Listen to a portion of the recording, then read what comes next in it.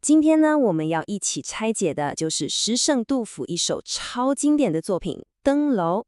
準備好未啊？即刻去馬。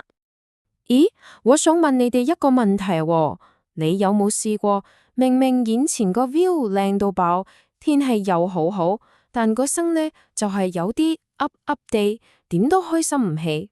今日我哋就跟住杜甫睇下呢種又靚又 sad 嘅感覺，究竟係搞邊科？OK， 咁到底杜甫搞咩呢？咁醜呢？我哋首先要坐上時光機，翻去嗰個年代，睇下當時個世界發生緊咩事。因為佢所有嘅唔開心，其實都濃縮喺一句詩入面：萬方多難事登臨。好啦，大家睇下呢條時間線。杜甫野咪寫呢首詩嗰陣係啱啱公元764年，當時呢一場搞到大唐換朝爭啲亡國嘅安史之亂啱啱完咗1年左右。但如果你以為咁就天下太平，少年，你實在太年輕啦。當時嘅大唐一字講晒，喂，有幾難呀？嗱，我哋拆開嚟睇，對內啲地方軍閥山高皇帝遠，自己做土皇帝，唔聽中央之的；而嗰個皇帝唐大宗呢，又信晒身邊啲太監，嗰度朝廷啲列亂。對外仲慘喎，西邊嘅逃犯成日打過嚟。總之呢，就係內憂外患，煩到嘔。OK， 知道個背景之後，我哋再睇翻頭兩句詩，你就即刻明晒。花近高樓傷客心。哇，春天嘅花開到咁靚，坐嘅應該好 high 噶嘛 ，right？ 但係杜甫唔係咯，佢一諗到萬方多難，國家咁多問題，自己又只係一個四圍漂泊嘅客，嗰種悲傷即刻湧上心頭。呢種用最艱辛嘅境寫最 sad 嘅情嘅手法，叫做以利境情哀情。哇，嗰種反差係咪咁先？好啦，咁杜甫上到去個樓喺度，佢到底望到啲乜咁海呢？嗱，佢有2個 view 噶，我哋理解啦。佢首先向下望，哇，見到條錦江嘅春色，好似由個天度啪一聲衝出嚟咁，超有 power 嘅。跟住佢又抬起頭向上望，見到郁里山上面啲雲，哇，變嚟變去。但你以為佢淨係寫風景咁簡單？少年，又係你太年輕啦！呢2句詩裏面有好多嘢噶，大家睇下呢個表，個對比就出晒嚟。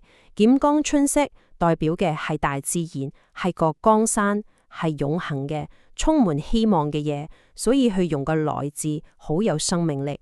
但係啲郁里芙蓉呢，就代表當時嘅時局，話變就變，好似啲圓咁，捉都捉唔住，所以用個變字。一個來，一個變，就將佢心裏又抱住希望，但又好憂慮嘅矛盾心情，完全寫晒出嚟。哇！見到個時勢咁巨亂，咁杜甫係咪就此 give up 躺平順遂呢？喂，佢唔係噶，佢反而喺呢個時候講咗一句超 firm 嘅嘢，好似發表宣言咁。佢話：我哋大唐個朝廷就好似天上面呢粒北極星咁。你知啦，北極星係冇喐噶嘛，佢遠遠都係北方指引方向噶。佢就係用呢一個比喻話，我哋個皇室係穩如泰山嘅。所以你明唔明？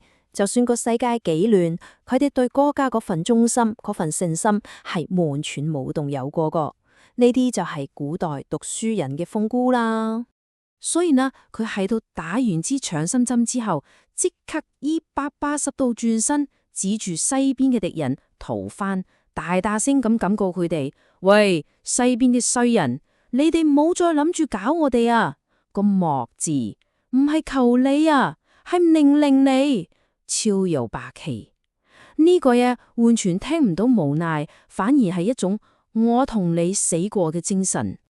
真嘢永遠都係擺喺最後，鬧完外面啲敵人，杜甫就開始對翻自己人抽水。佢點抽呢？就係借古諷今，攞咗2個3個嘅古人出嚟，寫咗首古大版嘅 diss track。第一個出場嘅係蜀漢後祖劉澄，即是劉備嘅仔。呢位仁兄出世名呢，就是新埋的睡太監搞的王國。簡單講，就是一個廢帝。杜甫寫他出來，根本就是指桑罵槐，畫盡當時個皇帝唐太宗。喂，你幫個樣子啊？跟住第一個出場嘅係諸葛亮，吳侯喎。但杜甫唔是講盡佢有幾勁，而係講盡佢未出生喺南陽耕田嗰陣，用嚟比喻自己咯。我同諸葛亮一樣有料噶，不過就冇人識學，冇機會咋嘛。嗰種懷才不遇嘅心情出晒嚟。呢度就係中文最勁嘅地方，一個字玩晒。佢話：唉，真係可憐，劉後主咁嘅廢人，玩係有奇妙喎。個玩字，你 feel 唔 feel 到個沙其什啊？佢潛台詞就係吓咁都得，佢憑咩啊？到講自己，佢就話。我唯有兩為良婦言，個良字就係算啦，暫時係咁啦嘅意思。哇，裏面有幾多不甘心，幾多無奈啊！好，講到呢度呢，其實我哋已經換盡咁感受過一次杜甫獨一無二嘅 style 啦。後人呢就用4個字嚟總結佢嘅風格。喂，呢4個字 DSE 好中意考噶，記住佢就係沉鬱頓挫。沉鬱頓挫咩嚟噶？聽落好深奧，冇晒經。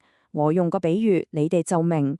就好似你聽陳奕迅啲 K 歌，個 mood 好 sad 好 heavy，呢個就係沉鬱。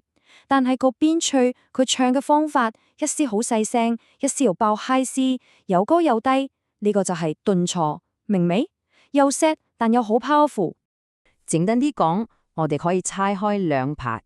第一，沉鬱係講個 content， 你睇杜甫。佢唔會喺度怨天尤人，而係將所有擔心、所有愁緒收埋喺風景、歷史入面，好 deep、好內斂。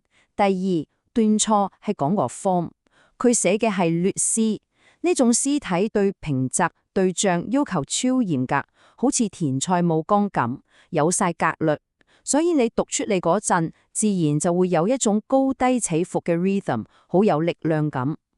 所以你哋明點解杜甫要詩聖遺？因為佢唔係淨係識得風花雪月，佢出筆寫嘅係歷史，係當時社會嘅現實。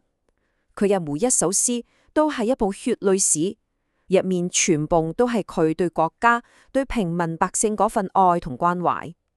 好啦，最後留條問題俾大家諗下：如果杜甫今日仲在生，佢住喺我哋嘅香港，日日搭地鐵睇新聞，行過旺角見到維格，你話佢又會寫啲咩書出嚟呢？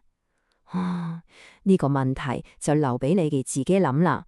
多謝大家收睇，我哋下次再見，拜拜。